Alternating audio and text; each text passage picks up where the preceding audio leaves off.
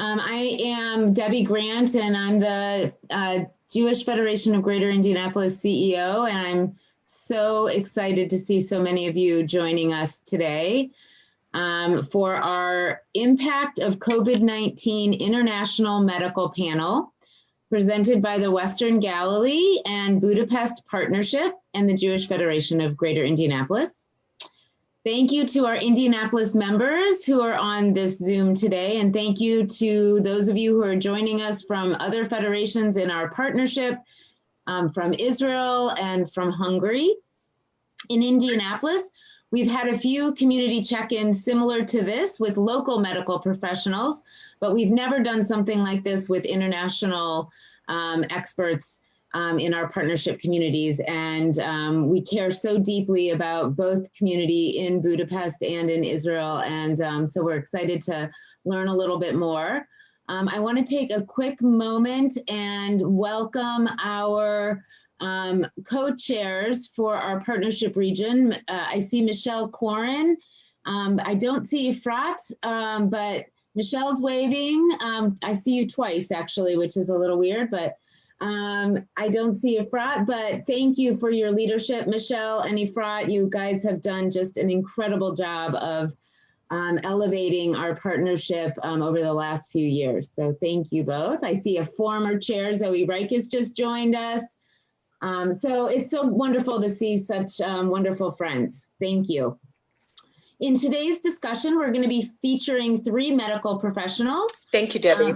Oh, you're welcome. That are going to be talking about healthcare in Israel and in Budapest and in the United States. Our panelists today are Jeff Rothenberg, who is a medical doctor at St. Vincent Hospital in Indianapolis. Jeff just raised his hand. Yael Ziv, a medical doctor at the Galilee Medical Center in Israel, and Asaf Shemesh, who was having some technical difficulties, but I hope will be joining us very soon. From Budapest, and Asaf is a medical doctor at the military hospital and the Hungarian Defense Forces, and I'll tell you a little bit more about each of them when we get to their part of the session. Today's meeting is going to be a brief presentation by our experts, and then down at the bottom you'll see that there is a chat function. Please share your questions, and that is going to be the bulk of our program today, is really having a conversation with friends about what we've learned and about what's going on in these communities that we care about so much.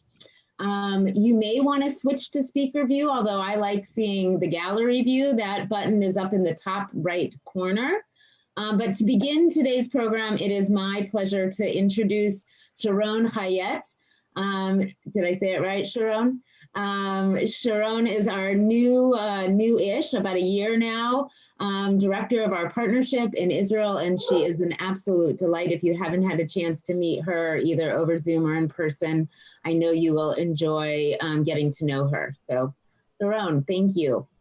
Thank you. So thank you everybody for being here. And really the purpose of my 2 minutes is to give a frame of who we are in case there are newcomers here. And I hope not to be redundant and boring to all of you that are part of our partnership, but it's really important for us, for newcomers, to know that this program is part of a partnership together, which is a platform for promoting people to meet people relationships through different kind of areas: culture, work, social connection, educational, medical, just like this panel. Our partnership is part of the partnership unit in the Jewish Agency. There are 46 partnerships and really different constellation. Our partnership, the best partnership, of course, is a partnership of a consortium, 16 community in Central US, Budapest, and 2 communities in Israel, 𝘐𝐴𝑚 and 𝘬𝑚𝑡𝑒. And we basically work very hard to engage people in different areas. As I said, the partnership mission is to promote mutually benefits between all the 3 communities through programs and different connections. And I just want to mention that, for example, the program today, a virtual program, is a new reaction and strategy that we have for the next year until we know that we will come back to visitings and delegations. So please join us to more and more virtual activities that we have. And thank you for the three doctors that are going to present such an important subject for us now. And back to you, Debbie. Thank you, Sharon. It's now my pleasure to introduce Dr. Bennett Romanoff, or Buzz, as those who know him well call him. As Sharon explained, our partnership is broken up into different committees. And Dr. Romanoff is the chair of our medical partnership and has been for several years. He's a Toledo native and a longstanding active member of the Toledo Jewish community and the Jewish Federation of Greater Toledo. He's an ophthalmologist and has traveled extensively in Israel and in the Western Galilee. In fact, he's supposed to be there right now if we weren't in the middle of a global pandemic, but then we wouldn't be here speaking to each other either. So he has spent quite a bit of time at the Galilee Medical Center over the past several years, and we look forward to working with you. And Buzz, thank you so much for joining us. Oh, and I'm sorry, your chair in Israel. All of our partnership committees have a chair in the United States and a chair either in Israel or in Budapest. And Buzz's co-chair is Dr. Samuel Tobias from the Western Galilee Medical Center. Buzz, take it away. Thank you very much, Debbie. I like to call him Sammy. I think that's what Dr. Tobias likes to be called. But anyways, I am the United States chair of the medical consortium. And I want you to all understand what we really do. The medical committee, or the medical branch, does programming as a means for Americans, Israeli, and Budapest people in the medical fields to get together, to share their experience, and to get connected both personally and professionally. Now, so you understand it's just not physicians, it's anyone in the allied medical fields. It could be a podiatrist, a dentist, a nurse, a social worker, physical therapy, occupational therapy, etc. So we want to connect with all those, branches of the, when I say medical, the whole medical field. Our goals are to connect healthcare professionals with from the Western Galilee, the United States Central Region, which is our P2G unit, and of course the Budapest communities. We provide programs for Israelis, Americans, and Hungarian medical colleagues to forge common bonds in their respective fields.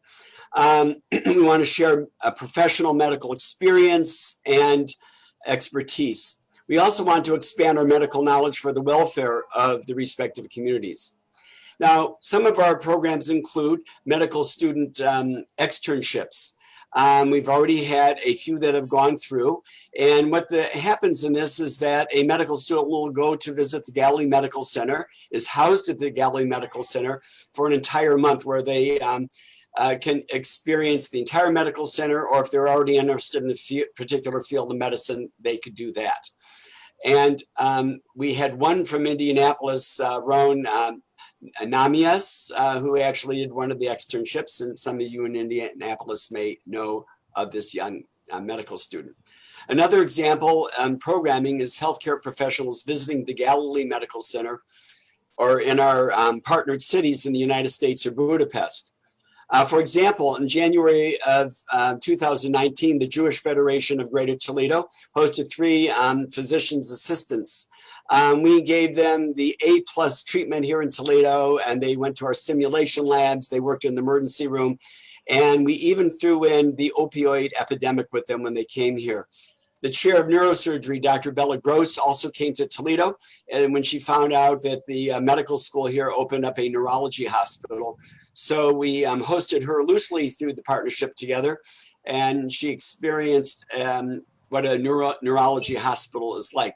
Those are far and few in between. We also host medical professional seminars. In 2018, the Galilee Medical Center hosted 8 social workers from the Youngstown area. And these social workers had an immersive experience at the Galilee Medical Center. It was a wonderful experience for them, and just the sharing of thoughts, the forging of bonds and friendships and experience was invaluable. A final example of the medical speakers delegate is the medical speakers delegation. We were supposed to have 𝘠𝘬𝘢𝘢𝘢𝘠 here in Toledo and a few other communities right at this time. And he was going to be talking about treating Syrian civil war casualties at the Galilee Medical Center. For those of you who don't know, the Galilee Medical Center treated over 3,000 wounded Syrians that were literally dumped over the fence up in the Galilee and the Golan Heights and brought to the medical center. Most of them had very, very serious injuries. It was a remarkable mark of humanity that the Galilee Medical Center exhibited. Now, for those of you who don't know, the medical mission of the Galilee Medical Center is humanity plus humanity equals humanity. And finally, in that note of sharing experiences, the Galilee Medical Center's diverse staff, which about 40% of the physicians are Muslim, 40% of the staff are Muslim, but they also have Druze, Christian, and Jewish members there. But a representative from the medical center was supposed to come over here and speak diversity at the heart of the medical center. We look forward to continuing with all of these programs at later dates once COVID settles down. But at least until that time, like today, we can share virtual panel discussions. Some people are now calling these Zoom-ferences. And now, I'm going to speak specifically to Debbie on this one. Are you listening, Debbie? Okay, I have had, over my tenure as the chair here in the United States of the medical division, I have had trouble with the CEOs organizing physicians who want to go to Israel to experience the Galilee Medical Center. So for those of you in Indianapolis who want to go in any capacity, you just have to talk to Debbie. I really hope that perhaps Dr. Jeff will get his physicians together, and we will make sure to get you over there for very meaningful experiences, from anything from giving lectures to giving grand rounds or just going. I've already given grand rounds in the Western Galilee Hospital and lived there for 10 years. So oh, great. Okay. So you're ahead of the curve, Jeff. I really don't know you, but that's great. But we want other physicians from your community to experience this. So if you have anyone who's interested in any of the allied medical fields, just leave a chat on Facebook or contact Debbie at the Federation or anyone else in the Federation, and we will get back to you as soon as possible. So anyways, that in a nutshell is what we do from the partnership together, medical division that I chair here in the United States, along with Sammy Tobias in Israel. So this is not open for questions, I understand, but in a nutshell, you have a better picture for what we do. Great, Buzz. Thank you so much. And several of my colleagues, CEOs from different federations around our partnership are on the call. So I appreciate your call out to Indianapolis, and I will share that with many of our colleagues around the 16 communities in our partnership. So Buzz, thank you for your leadership and your work. We really appreciate everything you're doing. And thank you for getting the word out with the other CEOs. Absolutely. Rock already knows what I'm talking about. There you go. So first up today is Dr. Yael Ziv, who is the head of the Infectious Disease Prevention and Control Unit at the Galilee Medical Center in Nahariya since 2009. Dr. Ziv received both her Bachelor of Science degree in Basic Medical Science and her Doctor of Medicine degree with Excellent from the Technion, Israel Institute of Technology in Haifa. And from 2017 to 2019, Dr. Ziv led the Galilee Medical Center in the Protect Life Initiative of the National Initiative Fund and the Ministry of Health, together with Sheba Tel HaShomer Medical Center, in order to dramatically reduce the rate of hospital infections. Over that time, the medical center has had an 80% drop in infections, and the downward trend has continued since the project's end. As the head of the Infectious Disease Prevention and Control Unit, Dr. Zeev led and continues to lead the Galilee Medical Center's comprehensive effort to combat the coronavirus. Welcome, Dr. Zeev. Thank you so much for taking some time to join us today.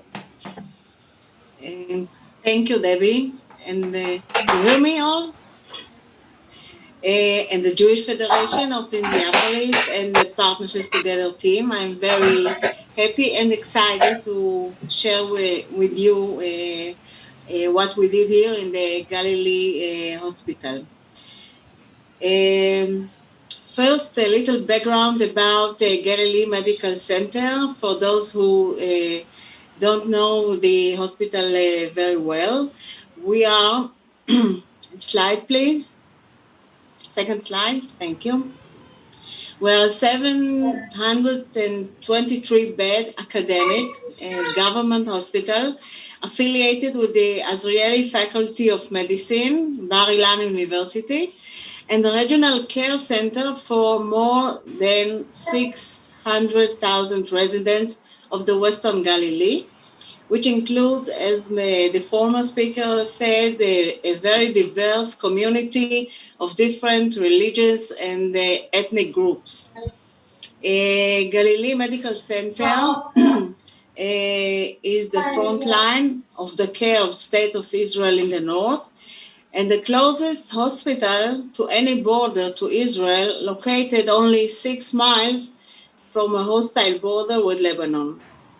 We built the first underground hospital in Israel and the only one used to date in an actual war, the Second Lebanon War, which took place 14 years ago in July of 2006. Please, the next slide. Our hospital is among the leaders worldwide in emergency preparedness. In mass casualty, trauma education, we stay in top form by responding to and continually training both within the hospital and with emergency responders and the IDF, Israel Defense Forces, for a variety of mass casualty events, as you can see here in the slide. In addition, from March 2013 through December 2018, in accordance with the Government of Israel decision, we treated over 3,000 casualties of the Syrian civil war, including women and children, who sought life-saving care in Israel in a complex humanitarian effort, which we are very happy to participate in. The level of complexity of the management of these patients and treating their war injuries is unprecedented in Western world standards. However, we did not have measures for a pandemic like this one that we're experiencing now, the COVID-19 pandemic. We have general institutional guidelines for pandemic flu, a known disease, but nothing we knew prepared us for the current situation. Next slide, please. Next slide, please. So we began to take steps to prepare to deal with COVID-19 as information about it became available, in accordance with the Ministry of Health instructions, other countries' experience, self-education, and peer exchange opinions. We learned and trained and did simultaneously and followed the quickly changing and abundant information from all over the world. We had to shape a different scenario that we knew for a new disease that no one knew about it. And we had to make facilities adjustments, services adjustments, personal trainings, mission and the teams gathering for combat the COVID pandemic, adopting and writing new treatment methods. All of this was new to us. Next slide, please. Next slide, please. Thank you. As you can see, we structurally changed the geriatric department. The geriatric department is, no, we don't have pictures, to transform it into a 24-bed COVID department for mild to moderate patients. The geriatric department medical teams staff this department along with additional support from the intensive care unit. We arranged new staff for each corona ward. We trained the medical teams to care for COVID patients and to deal with the challenges posed by the coronavirus.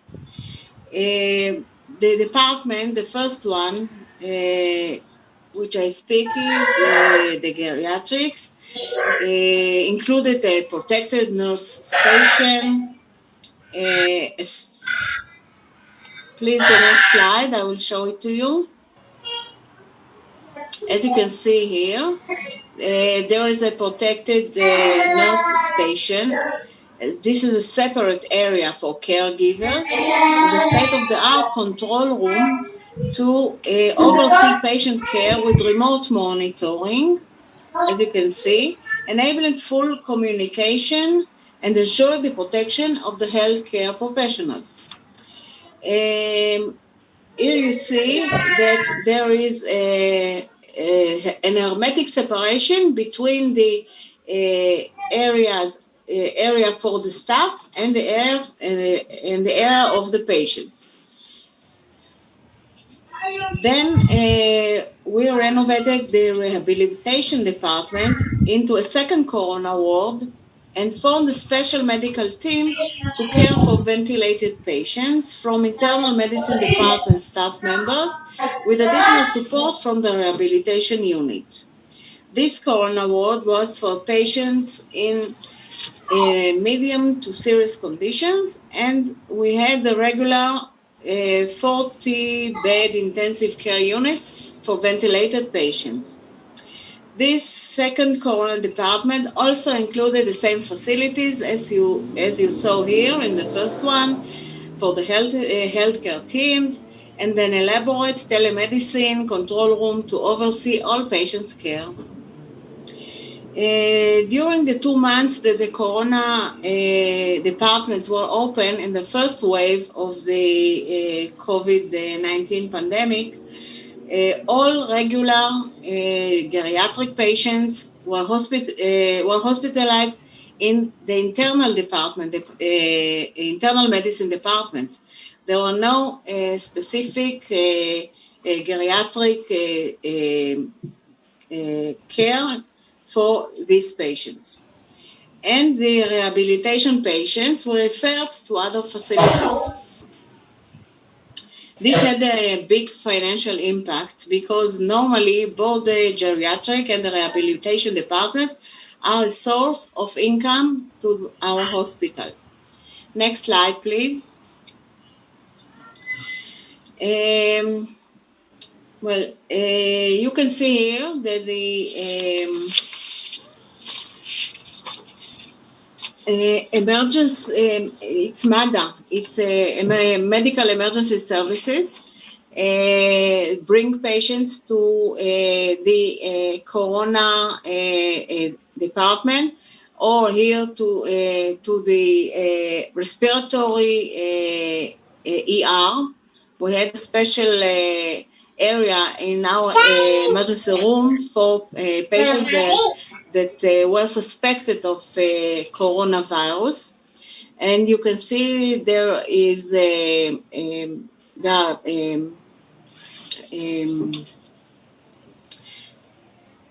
are going into the ER in a special way, not with all the other patients.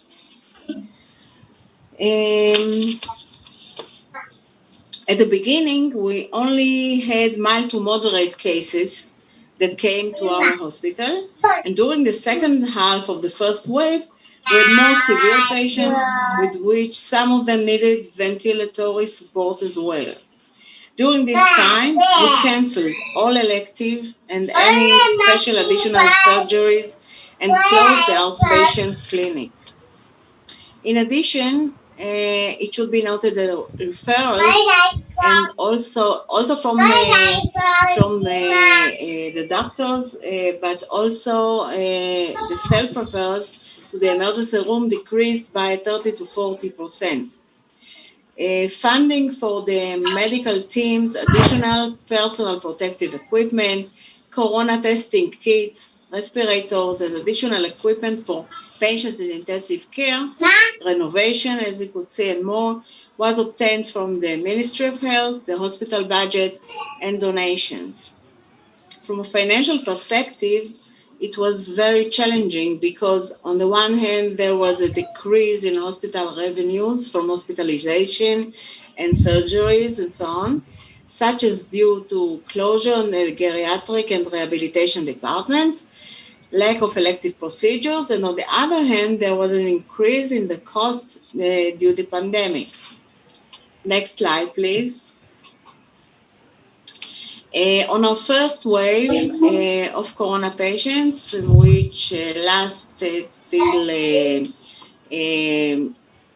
May, we had inpatients 73 patients, 20 quarter of them were over 79 years old, and one patient who was 92 years old died.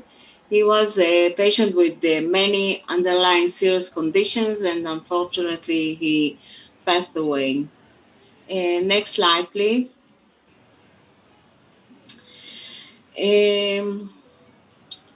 Okay.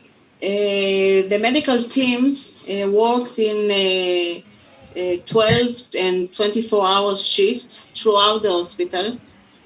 In addition to the COVID wards, where the corona patients were treated, with dedicated parts from 2 clinical wards for patients clinically suspected for COVID and not yet confirmed. We also created a respiratory emergency room, which is here, you can see in the right, separated from the main ER, for patients showing symptoms compatible with COVID but unconfirmed yet. We had to reassign staff to the corona wards and reinforce staff for the special respiratory unit in the emergency room. We had to train staff members in the internal medicine wards to care for intensive care patients. In addition to all the previously mentioned activities, we simultaneously emptied additional departments to accommodate another 88 beds for potential future ventilated corona patients. I want to point out that we did not experience any lack of protective personal equipment or COVID-19 test kits. Next slide, please.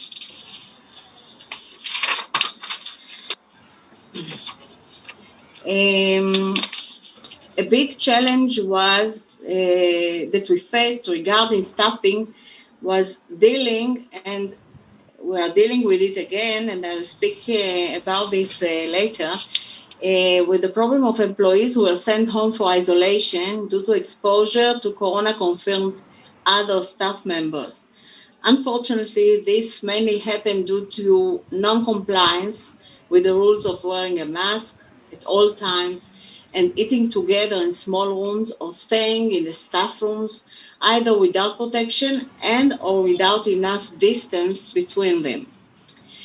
I have to speak some words about the labs, because without the laboratory, we couldn't do anything. We quickly outfitted a lab for corona testing, and they were able to obtain special testing equipment. At first, we obtained testing results at a maximum of 24 hours, and now we have the possibility of obtaining results within 1 hour. Of course, not every test we make in an hour, but when we need a rapid test, we have the possibility 24/7. Regarding the policy of testing for the coronavirus, we tested every patient who was suspected of COVID in accordance to uniform accepted criteria and clinical judgment. Also, we tested asymptomatic patients from COVID endemic areas in the country. But now we also test every patient who is admitted to the internal medicine wards. Next slide, please. About 2 weeks after the easing of the general closure and the reopening up of the country, and in particular the opening of the education system, we started to witness a second wave of morbidity, which we are now in the midst. And from 12th of July, or even, no, from June, something like that. From the middle of June, we started to see, and I'm sorry that I didn't put the graphs, a constant increasing of numbers of confirmed coronavirus. And I'm sure you also know there that this is the situation in Israel. Every 7 days, the numbers are multiplying themselves, and the ratio of positive cases from all the tests that are being done in Israel are about 6% now, and in the first wave they were about 1 to 2%. So we're experiencing now more cases, and we can see that even the severe cases are growing and increasing. So on July 12, we reopened the first corona department in the same place, in the geriatric department. And unlike the first wave, which it was easier to trace the source of infection due to quarantine, now the virus is much more widespread and unfocused.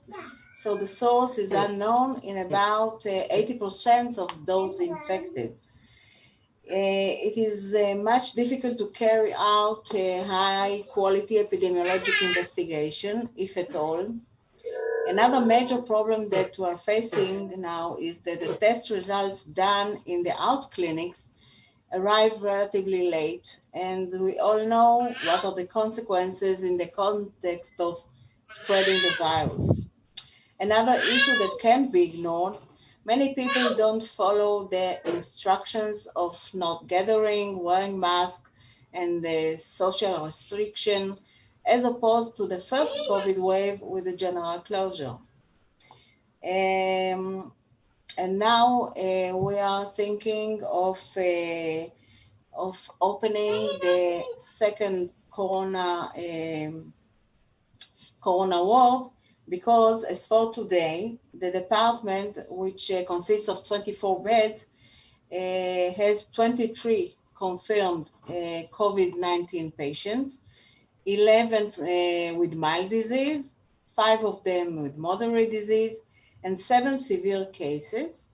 Until now, no one with the critical illness or ventilated.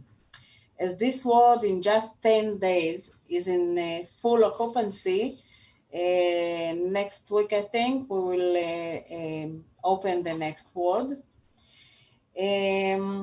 But now we're facing a big limitation, is that about 160 staff members for now are in quarantine either because of being COVID confirmed or being exposed to confirmed cases.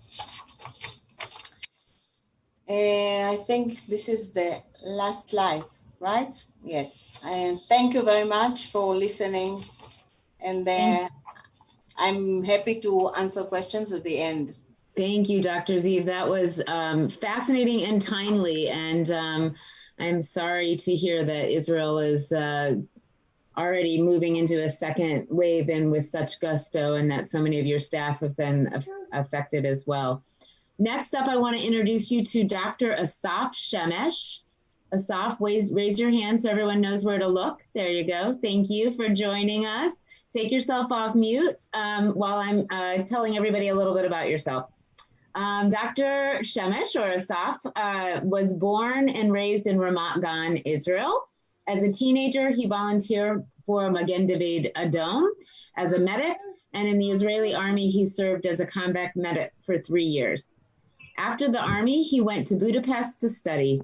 He finished his medical studies in 1999. As a medical doctor, he is very involved in the Jewish community. He volunteers in March of the Living for the Hungarian and International Maccabi groups and in the Jewish Zarvash summer camp.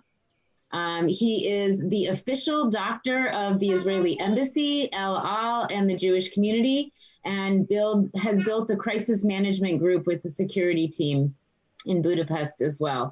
For the past 4 years, he's been active in partnership together. We're very thankful for that, as a member of the medical committee and the management board. Lastly, he is the deputy head of the Hungarian Military Hospital's Emergency Medicine Center, the biggest ER in Hungary. So I'm sure Dr. Shemesh's report to us will be as timely as Dr. Zeev's. Thank you for joining us, Asaf.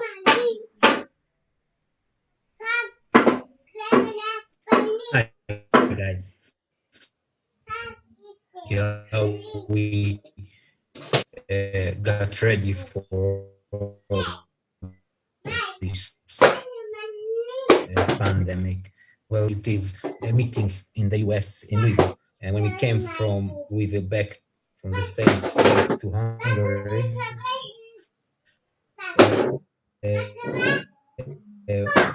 the pandemic began here. Well, I got here on 4th of March.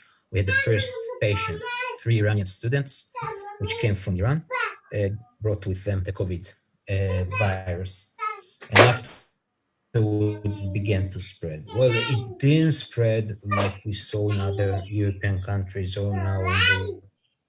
We don't know exactly why, but the spread of the COVID in Hungary is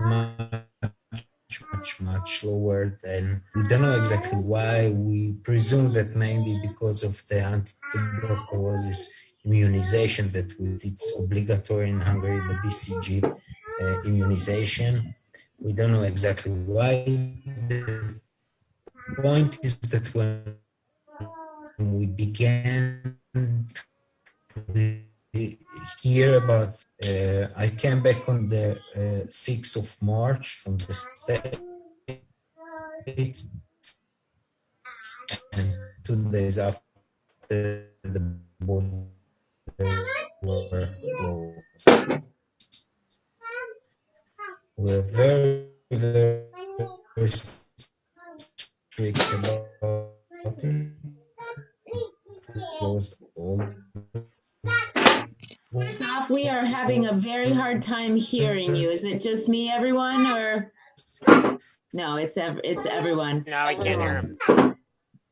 Maybe, I mean, some of it is I'll try through clear to and some connect is to a little. another internet.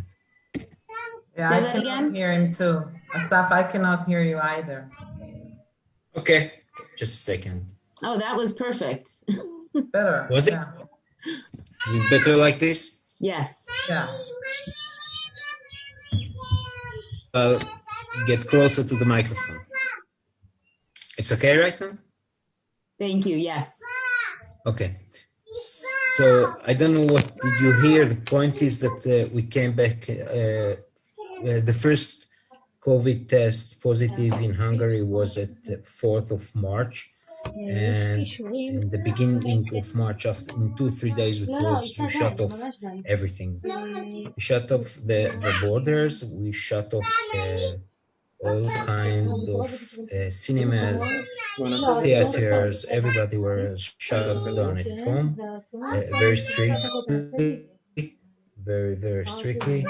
And probably this and the BCG vaccinations, due to this, the early shutdown and the BCG's vaccinations, we got very lucky in Hungary. In the 12th of March, we had a crisis management meeting in the Jewish community. It was a Thursday, and we were sitting all the head of the religious part, all the executives of the Jewish community from all these branches. And I remember the minute that I stood up and I said, we have to close the synagogues. And everybody were just looking at me. Everybody knew that I'm right, but nobody wanted to say that I'm right. I said that it's my responsibility and we must shut down the synagogues. It was a Thursday. I think that next day there is a Friday prayer and all the Shabbat, Kabbalat Shabbat and everything in the synagogues. We have a lot of synagogues in Hungary. In Budapest we have more than 10. And we closed them. We shut them down. And in the beginning of June, we opened them. That was the first time. You have to think that most of the people going into synagogues in Hungary are elderly, which are in extremely high risk. And that's why we had to do it. We had to close it. We opened a call center for everyone, for all the Jewish community, but everyone could call us. Medically and social help, psychological help. We have psychologists also in this center. In February already, before the COVID came to Hungary, we began to buy a huge amount of masks, a huge amount of gloves, of ropes, a lot of food, water. We didn't know what is going to come here. We bought a lot of tests, IgG, IgM test. We still have them. And we were waiting for the worst. And thanks to God, the worst didn't come. With about Hungary is about 10 million people right now.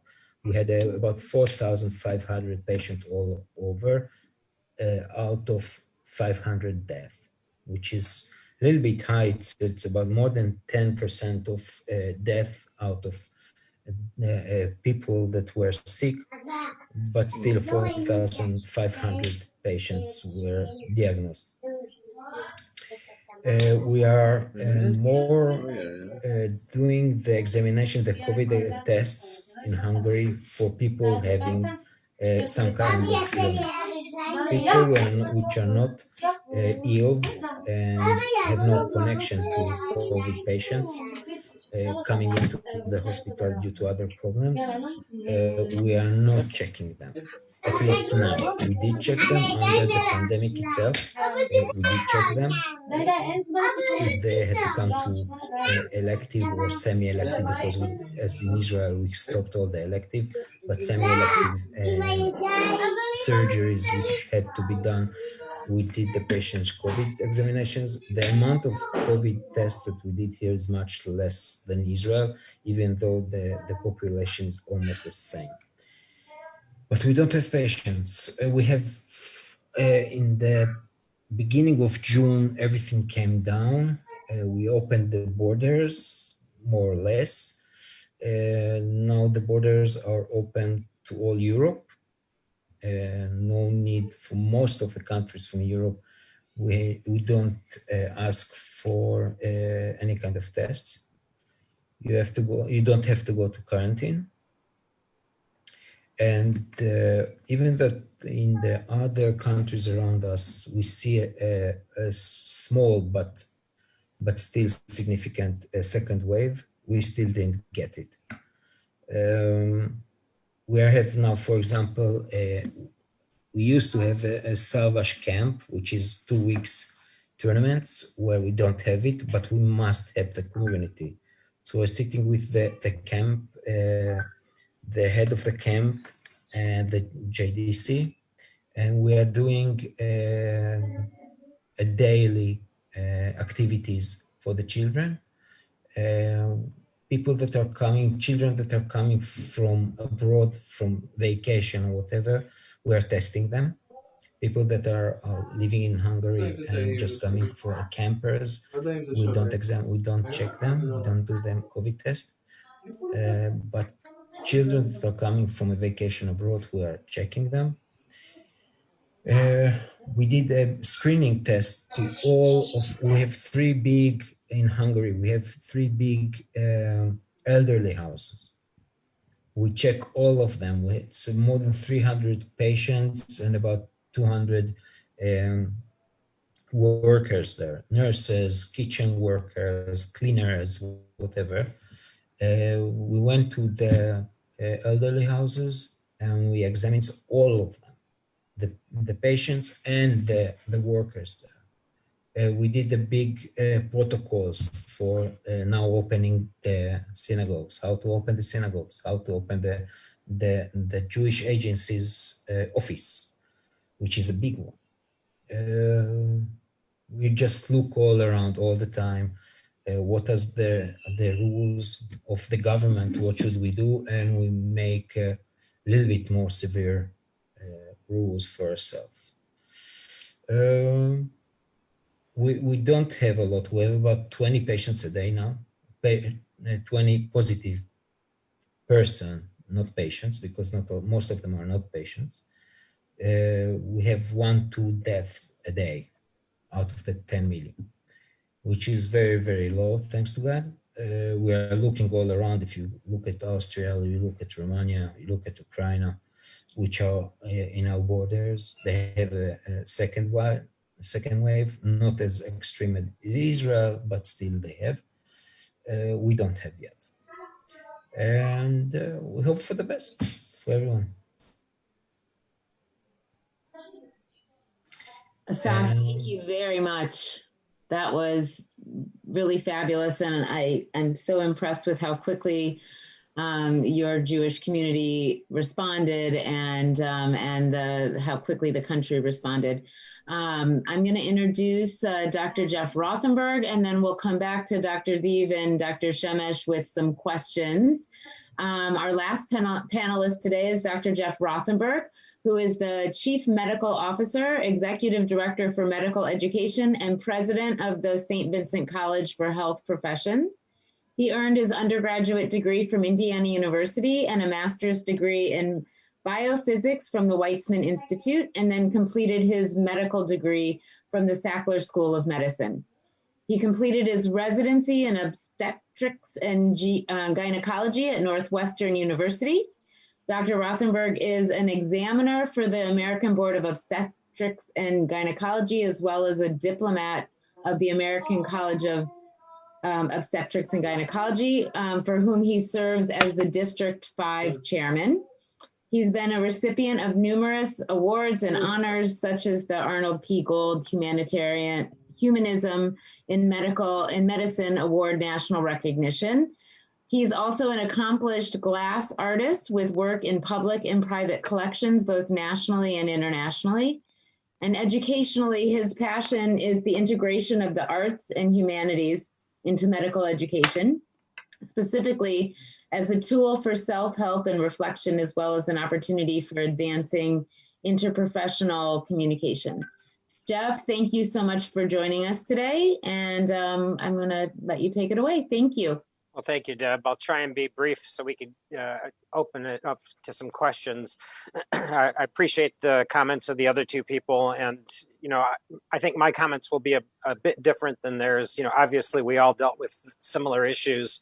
Our numbers were a little different than theirs. Just to give you guys a feeling, Indiana is about 4 times larger in surface area than Israel and about 3 million people less. 3 Israels could fit in Lake Michigan, which is on our border, and it's fresh water.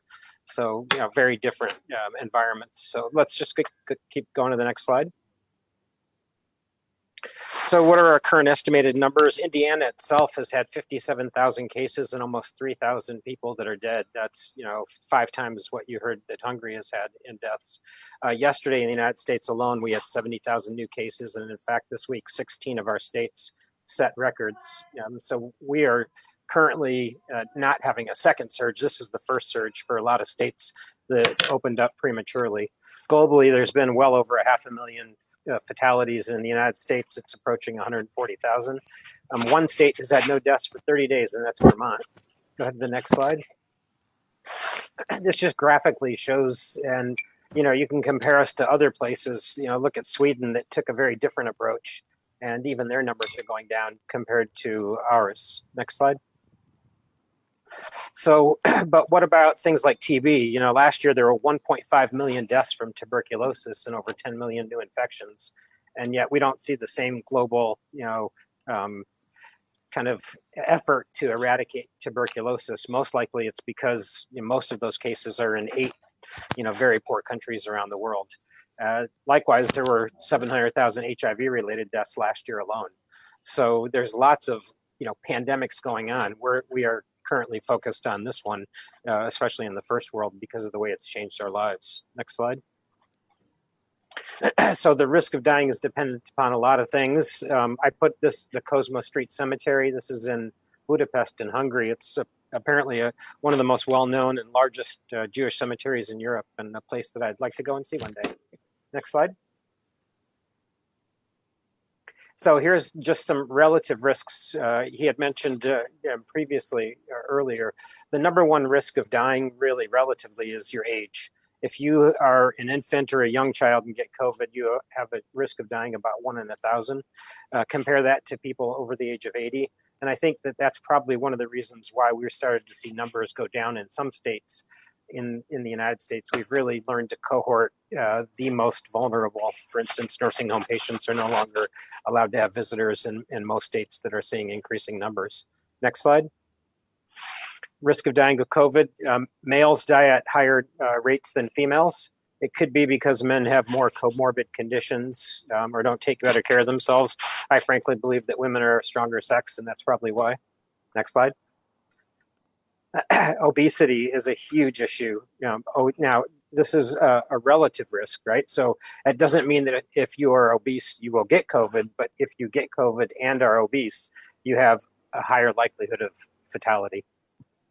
And the next slide. And lastly, some of the social determinants. This is just looking at race. We are seeing Black patients dying in the United States at much higher rates than white patients. That's glaringly obvious, and talks and speaks to the social determinants of health and social justice. Next. This is a picture of the partnership bridge that's in the Western Galilee Hospital. My wife painted this on site in our JCC here in Indianapolis, and then it was shipped over and mounted there. It's about 15 by 20 feet. It's just a wonderful painting, and it's the bridge that brings us all together. Next slide. So what now? I argue that this is also an unprecedented opportunity for humanity to change the way we look at healthcare, especially the delivery of healthcare, our focus or not focus on public health, as well as social justice. And likewise, there's tons of opportunities for research, not just on the biology of this virus, but also epidemiological research and a lot of psychological research, because there's been lots of psychological issues that are going on with this. I question if we're up to the task. When things got tough, the United States, jumped out of the World Health Organization. We have very disjointed state and federal response efforts. And this week we've seen, an effort to discredit Dr. Fauci, our main, stalwart in this. So I hope that we can learn from this, but I am a little bit concerned. Next slide. So here's 10 things that I put down that I hope that we've learned. With regards to reopening states, at least in the United States, there's no single best approach. Certainly opening up a city like New York is very different than opening up a town like 𝘐𝐴𝑡𝐻, Indiana, right? And so we do have to approach these things differently. And we need to focus on mitigation and prevention more than anything. If every human stopped moving for about 14 to 21 days, this virus would go away. Critical care and personal protective equipment. We obviously have a problem here with the supply chain. While I was pleased to hear that our other two speakers did not have problems getting PPE or with testing, we had problems with both of them and still continue to have problems with testing.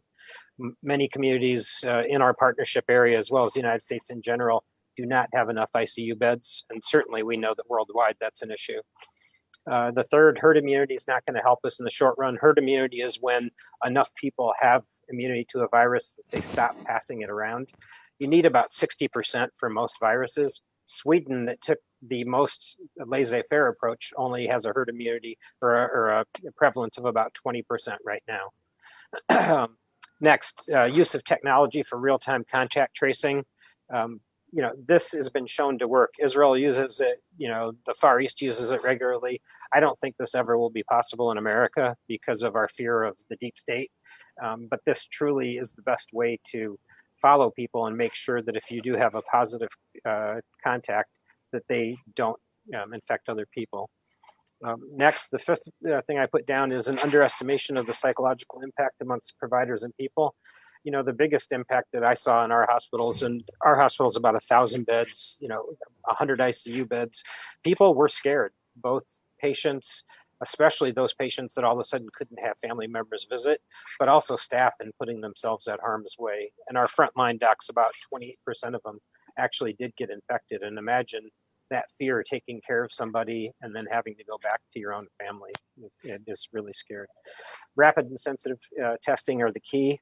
That's still lacking in many parts of the United States, but once we get point of care testing where you could actually do it just like influenza, that truly will be the golden key. We can't rely on people to completely quarantine unless mandated.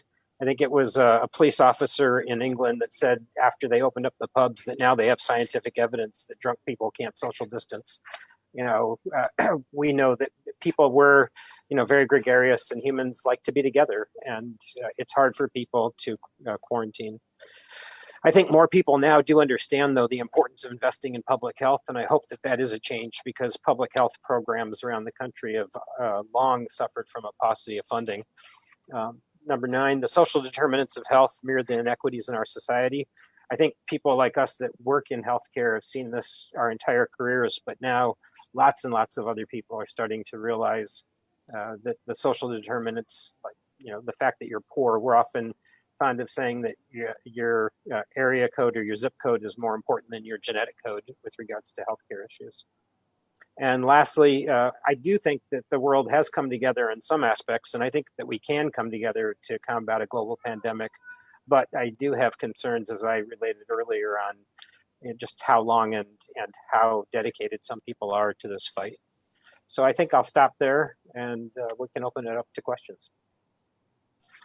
Thank you very much, Jeff. That was excellent. And there's a couple questions in the chat. One person asking if we can have a copy of that last slide. Let us know if Sure. we can share that around. That was incredibly insightful. Another question here, wanting to know what the perception in Hungary and Israel are of how the United States has addressed this pandemic. It seems like a lot of... I don't really want to know the answer to that one. We can go to the next question. Asaf, Hedy, any of your community members who have joined us from Budapest want to jump in? Asaf and Dr. Zeev? Is that a question that any of you are willing to kind of jump in on? I have a question for Dr. Zeev. This is Buzz Romanoff. My wife, 𝘐𝑻𝑒𝑡, read in the Jerusalem Post, or maybe it was online, I can't remember, that at Ben-Gurion University, they have developed a test that could actually tell the results within minutes. You mentioned in your talk that you now have rapid testing that Dr. Rothenberg alluded to is key to controlling this, and your tests are in 1 hour. Have you heard anything about that test that you can find out? And by the way, the test wasn't with a nasal swab, it was just breathing into a tube. You know about that? Yes, we know about it, but still the specificity, as we know, is too low and is not accepted yet by the Ministry of Health. So we can't use it. They start to use it in long-term care facilities. And after that, maybe we will have more information and we could use it in the future, but not now. Thank you. One of the questions that I see that came in the chat is talking about schools. And since in the United States, we're about to reopen or at least send our children back to school in all sorts of different forms. Someone asked what Israel and Budapest are doing in thinking about schools reopening in the fall or whenever after the holidays in Israel, et cetera.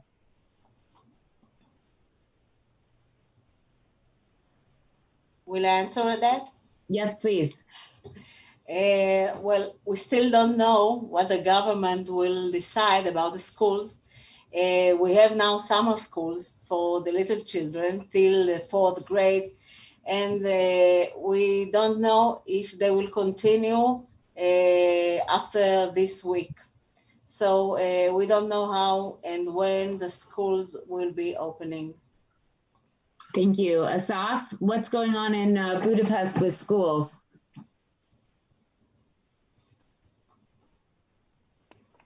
Asaf, can you hear us? I think you are frozen. We have a question from a guest, Joni. I don't know if that's Joni Rothenberg or a different Joni, but if you want to jump in, please do. Just need to unmute yourself. You hear me? Yes. Great. So we close it in March. We close everything. We close all the schools. And since then, we have only Zoom and FaceTime, and I don't know. You should ask my child which program do they use for that. But no schools. It was no high schools as well, no colleges, no universities, and since we are in the end of June or in July, so they just finished it and they wrapped it over for the year, and that's it. We have now some summer activities, no sleeping over, so not camps, but only daily activities. It's some of them are allowed to have sleeping on the spots, but most of the camps are not allowed, only on daily activities. We don't know about September. For now, as it looks as it is now, September is open. We don't know yet. Wonderful. Thank you, Asaf. Michelle, I have a question I'd like to ask Dr. Asaf. Yeah. Dr. Asaf, in Hungary, there are outside of Budapest, the outlying cities like 𝘐𝑚𝑒𝑡 or 𝘠𝑦𝘠𝑗, they have large congregations of very poor communities, like the Romani. Are there any evidence of those individuals who are low income having an excess of COVID-19? great question. Not really. Most of the patients that we saw, at least in the beginning, were people from coming abroad. Not from these poor people were never abroad. Most of them didn't even met anyone that was abroad. We have a statistics that about 20% of the positive COVID got it in the hospitals. Even though that we are very, very careful, gloves, mask and everything, but still. We have no statistics about it that poor people, most of the people that were at least in the beginning, that got the COVID were from coming aboard or meeting people from abroad. The small villages are a little bit more isolated. They are not going to the big city. They're staying in their own places. They can see. We had it's very interesting because we had one elderly home that had about 150 patients. Not a Jewish one, but a big one. And we had 20 people that died there. But in small villages, since they are not really meeting people from abroad, not meeting people that are not going to the hospitals, I can't say that it's very significant to see people, poor people getting the COVID. Dr. Zeev, can you answer the same question? Are you seeing an increased percentage of patients from minority communities or poor communities? No, we don't see any difference on the socioeconomic ground or villages and big towns, big cities. Thank you. It looks like Judy Katz has a question about Israel doing such a great job in the first wave, and she's curious what the second wave is being attributed to. Well, we are still in at the beginning of the second wave, and I don't know if we don't do a good thing, but we are doing the same like the first wave, and I think that this is not good enough, because when we had a break between the waves, we had to do something more and to prepare ourselves. And this, unfortunately, wasn't done. Jeff, can you unmute yourself and speak a little bit about some of the things that you're typing in the chat about the medicines or the Well, a question came up whether that someone read that in Jerusalem they were trying statins for COVID, and people have been talking about it due to some immunological people have been using it. We haven't yet shown that it definitely is better, but there's some, plausibility that it could help. I think, Yael, you would probably answer that better than me. I don't have more to add. What I know is what you just tell. It's too soon to know. Maybe it's very interesting. I think a better answer is we're better now than we were 5 months ago at treating COVID. And when patients come in, we encourage proning early on. We do not intubate as early as we were, and everybody's getting higher dose steroids. Remdesivir and convalescent plasma are used ubiquitously for pretty much everybody nowadays, if you have access to it.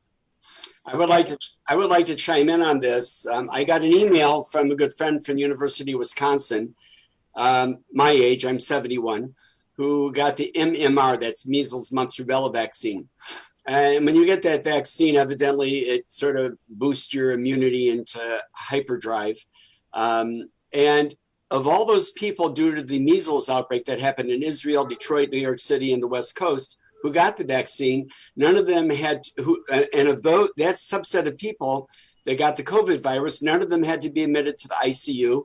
And categorically, none of them had any pulmonary or lung side effects. So I figured the downside of getting the MMR vaccine is very little.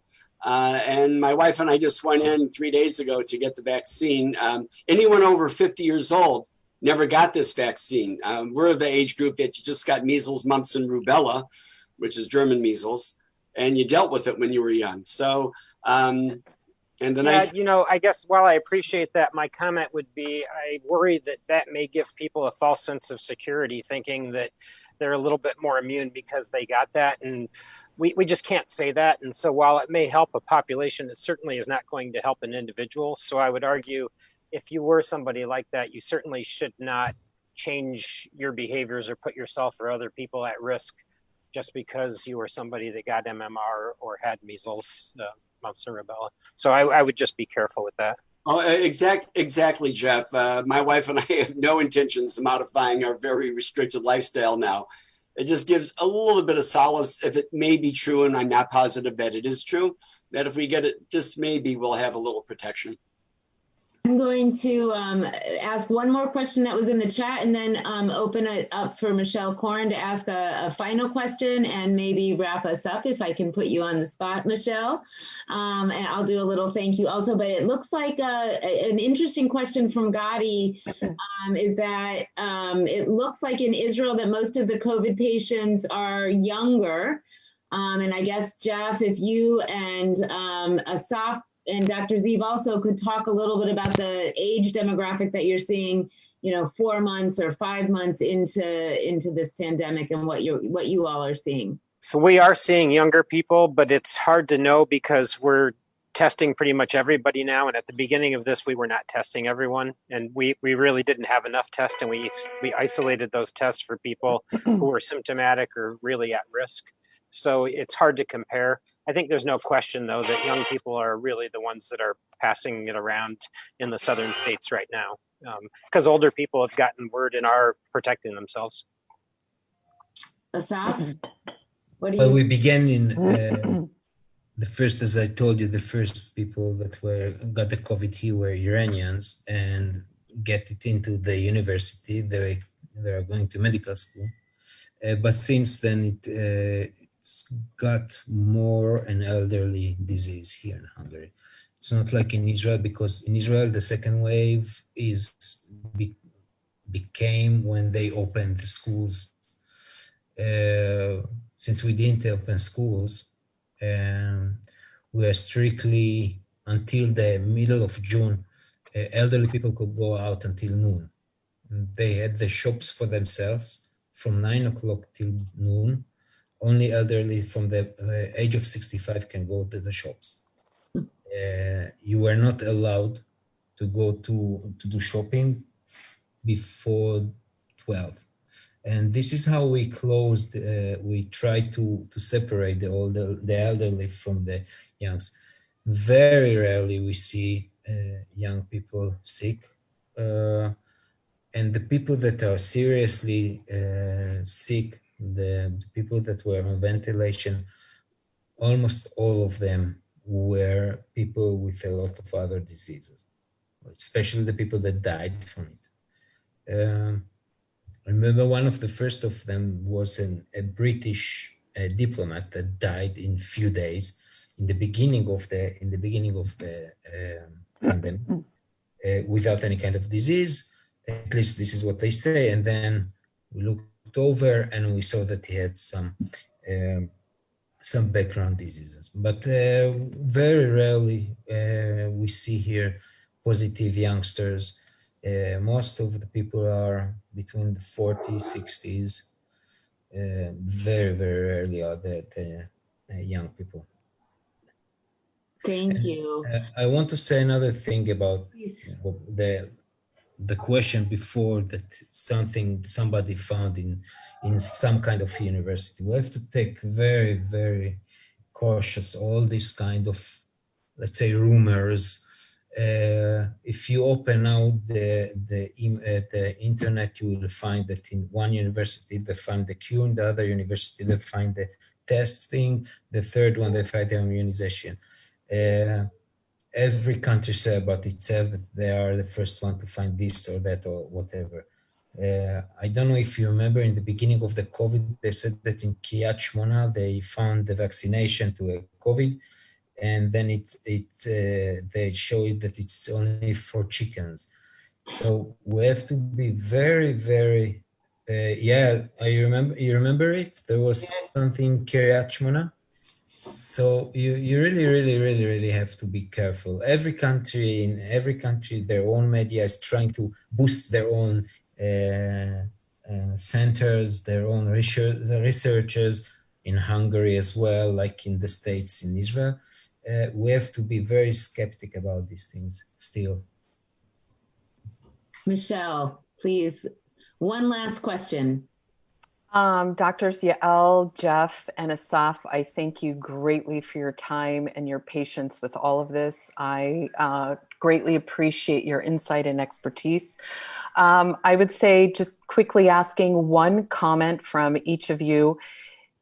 From all the data all three of you have presented, the perspectives and how things are, as one can see, ever so increasing here in the United States, is there one suggestion, recommendation that would not be the obvious, such as wear your darn mask, be careful, and wash your hands, that you would recommend? Great question. Thank you, Michelle. Dr. Zeev, you want to start? I say it lovingly and smiling. And I look forward to meeting you, Dr. Yael. I have a daughter, Yael, so I look forward. This name I will remember. Thank you. I will be happy to do so. Well, why I'm, because you said not the obvious, but the measures that you can take not to spread this disease are obvious. And are basics of infection control. And I think that if everyone will protect himself and his surroundings, of course, together with a vaccine or treatment for the disease, but I can't think now of something so special and that can be done to recommend. Thank you. Sorry. No, I appreciate the honesty. Yeah. Asaf, Jeff? It's good that they're obvious also. I think don't travel. Stay at home.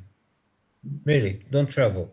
As much as you can use the Zoom, use delivery boys, as much as you can stay at home, as much as you can. Of course, it's very, very hard to people while they're working, but for example, I could have gone somewhere in Europe for a vacation. I just came about 1.5 hours ago from a vacation, but only in Hungary. So we're not going outside of the country, at least people that I know that ask my opinion. Keep it to yourself, keep at home, stay at home, move only when you need it. I'm not talking about in your city or whatever. I'm talking about farther places. So I would add that besides the basic, infection control, hygiene, it would be to avoid large crowds. I think that's probably the single best, easiest thing that you could do. And with the realization that I don't think post-COVID, our lives are going to ever be quite like they were pre-COVID. It will take a long time. And I think a lot of people are acting as if this never happened and trying to get back. And so, it's a little bit longer answer, but avoid large crowds and change your lifestyle. Wonderful. Thank you. Thank you all. We are a little bit over the time that we allotted, so I want to first thank Dr. Rothenberg, Dr. Zeev, and Dr. Shemesh, Asaf, and Yael, and Jeff. Thank you so much for making time during this just incredibly busy time in your lives to share a little bit of your insights with us. And we thank you so much for your incredible work in all of our communities, both as volunteer with partnership, but also in your professional role. So thank you for your leadership. So if I have one wish for everybody on the call, it's that you all stay negative. There you go. Stay negative. Yep. Not in philosophy, yes, but in testing. Yep. I also want to take a moment to thank you all. You all must know that we probably put in about 15 or 20 hours individually behind the scenes to make this happen today. So I really quickly want to thank Sharon Mann, Aya, Hetty, Heidi, Michelle Bukai from Indianapolis, and of course the three doctors and all of you And if I forgot someone, I apologize, but this has been just a huge collaborative effort to put this together, and really highlights the beauty of our partnership, so that we can learn from each other and come together. So thank you all. Shavua Tov. I hope that everyone has a wonderful week, stays healthy, as Jeff said, stay negative, and we'll see you all very soon. Join us and look on Facebook under the partnership page to see all of the amazing things going on across our partnership. Thank you. Thank you all.